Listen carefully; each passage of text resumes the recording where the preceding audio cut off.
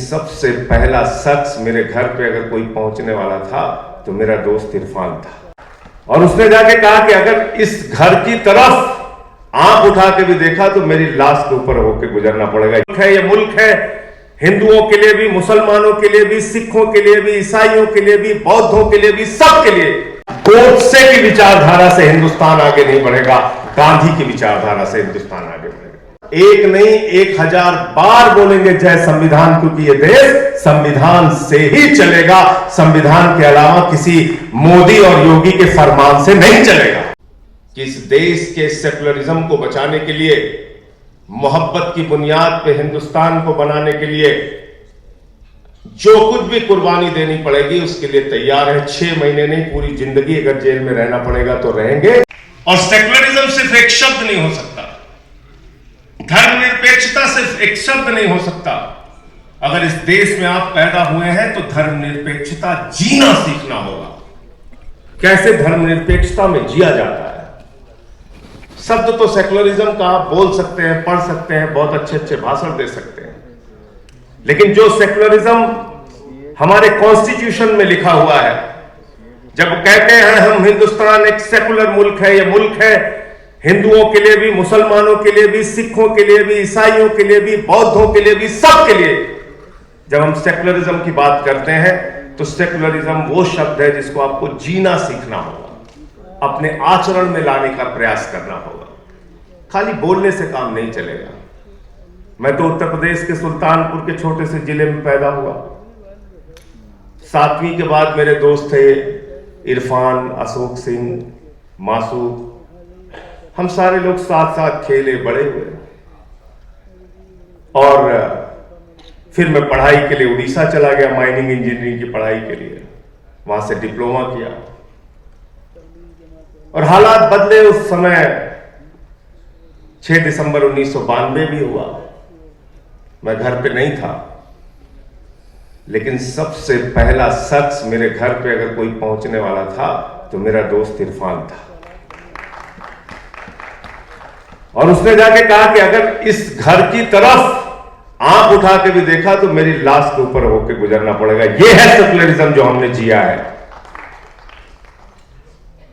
उसको कैंसर की बीमारी हो गई, हम लोग साथ साथ रहे। जब उसकी मृत्यु होने लगी तो उसने अपने कागज पे लिख के दिया, अब संजय सिंह इस घर के बेटे हैं, इनको इसी तरीके से साथ में रखें। तो हमने सेकुलरिज्म को जिया है। ये शब्द नहीं है, सिर्फ एक साथ मिलकर रहना कैसे है ये सीखा है। और आज इतने सालों के बाद इरफान हमारा दोस्त था और आज उसका बेटा सूफियान हमारे बेटे का दोस्त है। हमारी पीढ़ियों के रिश्ते हैं। कोई खड़ा होता है भड़काने के लिए चला आता है, जोर जोर से भाषण देगा, लोगों को बांटने का काम करेगा। बांटने से हिंदुस्तान आगे नहीं बढ़ेगा। मोहब्बत की बुनियाद पे हिंदुस्तान आगे बढ़ेगा, नफरत की बुनियाद पे हिंदुस्तान आगे नहीं बढ़ सकता है। यही तो आपके देश की खूबसूरती है, जहां अलग अलग भाषा, अलग अलग जाति, अलग अलग धर्म के लोग एक साथ मिलकर रहते हैं। यही तो आपके देश की खूबसूरती है। पूरी दुनिया में आप जाते हैं, कहते हैं हम इंडियन हैं।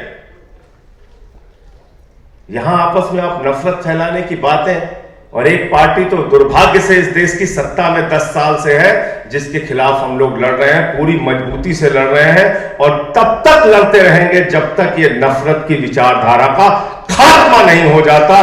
गोडसे की विचारधारा से हिंदुस्तान आगे नहीं बढ़ेगा, गांधी की विचारधारा से हिंदुस्तान आगे बढ़ेगा। ये बाबा साहब के संविधान को मान के हिंदुस्तान आगे बढ़ेगा। लेकिन आज तो जो सरकार है उसको संविधान से ही प्रॉब्लम है। अभी मैंने देखा शशि थरूर जी ने अपने भाषण के बाद कह दिया जय संविधान, तो ओम बिरला जी कहते हैं अरे जय संविधान मत बोलो। क्यों नहीं बोलेंगे जय संविधान? एक नहीं 1000 बार बोलेंगे जय संविधान, क्योंकि यह देश संविधान से ही चलेगा, संविधान के अलावा किसी मोदी और योगी के फरमान से नहीं चलेगा। और अभी यहां चर्चा हो रही थी कि मुसलमान हिंदुओं के लिए बोले, हिंदू मुसलमान के लिए बोले। बहुत अच्छी बात है। अदीब साहब आए थे तो मैंने भी ये बात कही थी, लेकिन अगर सेकुलरिज्म को मजबूत करना है तो बात यहीं तक सीमित नहीं रहेगी। याद रखिएगा, मुसलमान हिंदू के लिए बोले, हिंदू मुसलमान के लिए बोले, हिंदू सिख के लिए बोले, मुसलमान सिख के लिए बोले, सिख हिंदू के लिए बोले, मुसलमान के लिए बोले, यहीं तक बात सीमित नहीं रहेगी। मैं मानता हूं कि अगर इस देश के सेकुलरिज्म को मजबूत करना है तो हिंदू हिंदू के खिलाफ भी बोले अगर वो कुछ गलत कर रहा है। गलत तो नहीं कह रहा हूं। अगर मैं हिंदू हूं और कोई हिंदू संगठन बनाकर हमारे समाज को भड़काने का काम करेगा कि चलो भाई मुसलमानों से लड़ना है, झगड़ना है, तो उसके खिलाफ बोलने की जिम्मेदारी हमारी नहीं है। और मुसलमान भी मुसलमान के खिलाफ बोले अगर वो कुछ गलत करने जा रहा है, और सिख भी सिख के खिलाफ बोले अगर वो कुछ गलत करने जा रहा है, और ईसाई भी ईसाई के खिलाफ बोले अगर वो कुछ गलत करने जा रहा है, तभी सेकुलरिज्म मजबूत होगा। ऐसे मजबूत नहीं होगा। पीड़ा यहां पर सबकी कही गई, बहुत अच्छी बात है। आज क्या हो रहा है इस देश के अंदर? पहले मुसलमानों को गाली दिया, फिर सिखों को गाली दिया, फिर ईसाइयों को गाली दिया, फिर बौद्धों को गाली दिया, फिर जाटों को गाली दिया, फिर मराठों को गाली दिया, फिर किसानों को गाली दिया, फिर पहलवानों को गाली दिया, अब अयोध्या वालों को गाली दे रहे हैं। दे रहे नहीं दे रहे बताओ? तो ये भारतीय गालीबाज पार्टी है। मैंने तो इसका नाम बदल के भारतीय झगड़ा पार्टी रख दिया। मैंने कहा भैया मोहल्ले में मत बुलाया करो, नहीं झगड़ा करा के चले जाएंगे। किसके सगे हो भाई? अयोध्या में हार गए तो वहां के लोगों को गाली, उत्तर प्रदेश के हिंदुओं को अब गाली दी जा रही है। हजारों करोड़ रुपए अयोध्या के विकास पे खर्चा हो गया, देखिए जाके अयोध्या की हालत क्या होती है। आप मुझे बताइए कि आप अयोध्या से हार गए तो अयोध्या के लोगों को गाली दे रहे हैं, और वहां पे बुलडोजर चला के भी, बुलडोजर का जिक्र हमारे कश्मीर के साथी कर रहे थे। बुलडोजर चला, बिल्कुल ठीक बात है। जाकर देखिए अयोध्या में, इमरान आते हैं हमारे बगल से प्रतापगढ़ से, अयोध्या में बुलडोजर चला के हजारों मकान तोड़ के जमींदोज कर दिए गए।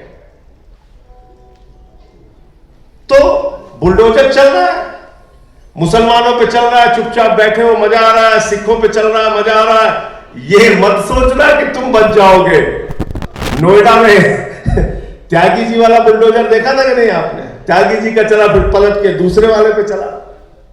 ये जो राजनीति होती है इसका अंत बहुत खराब होता है। ये अपने को ही सबसे ज्यादा नुकसान पहुंचाने का काम करती है। ये बात हमें समझनी होगी, और इस देश का सेकुलरिज्म मिल के आगे बढ़ेगा। हमारे दोस्त दानिश अली यहां पे बैठे हुए हैं। एक सांसद ने इनके खिलाफ ऊट पटांग बोलने का काम किया। सुबह में आंख खुली, 6 बजे उठा, सबसे पहले इनके पक्ष में आवाज उठाने का काम इनके भाई संजय सिंह ने किया। यह है हिंदुस्तान। ऐसे आगे बढ़ेंगे हम लोग, और कोई बचा नहीं है, बिल्कुल मत सोचिएगा। जो इनके खिलाफ बोलेगा इनके उत्पीड़न का शिकार होगा। मैंने उत्तर प्रदेश में आवाज उठाई, एक दिन में 9 FIR मेरे खिलाफ हुई। कुल 23 मुकदमे उत्तर प्रदेश में मेरे खिलाफ किए। पार्लियामेंट में मैंने आवाज उठाई, मैंने नारा लगा दिया संसद के अंदर, मोदी अडानी भाई भाई, देश बेच के खाई मलाई। क्या गलत बोला भाई? एक ही आदमी को हिंदुस्तान की सारी संपत्ति आप देते चले जा रहे हो। उन कंपनियों से आपने इलेक्टोरल बॉन्ड लिया है जिन्होंने आपको चंदा दिया है, और आप देखिए कहीं सड़क टूट रही है, कहीं टर्मिनल टूट रहा है, यही सब चंदा दिए। तो मुझे टारगेट कर लिया इन लोगों ने। जीवन में कभी, मैं चुनौती के साथ कहता हूं, जीवन में कभी एक पैसे की रिश्वत नहीं ली, बेईमानी नहीं किया। इसीलिए आंख में आंख मिलाकर इस सरकार के खिलाफ लड़ पाता हूं।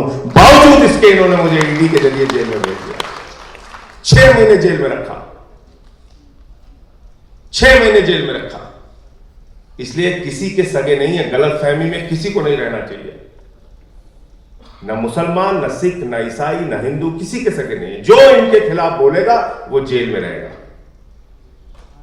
कभी संजय रावत जेल में रहेंगे, कभी अनिल देशमुख जेल में रहेंगे, कभी हेमंत सोरेन जेल में रहेंगे, कभी ममता बनर्जी के मंत्री जेल में रहेंगे, कभी अरविंद केजरीवाल जेल में रहेंगे, मनीष सिसोदिया जेल में रहेंगे, सत्येंद्र जैन जेल में रहेंगे। मुझे जेल में रखा, लड़ रहे इसीलिए तो रखा।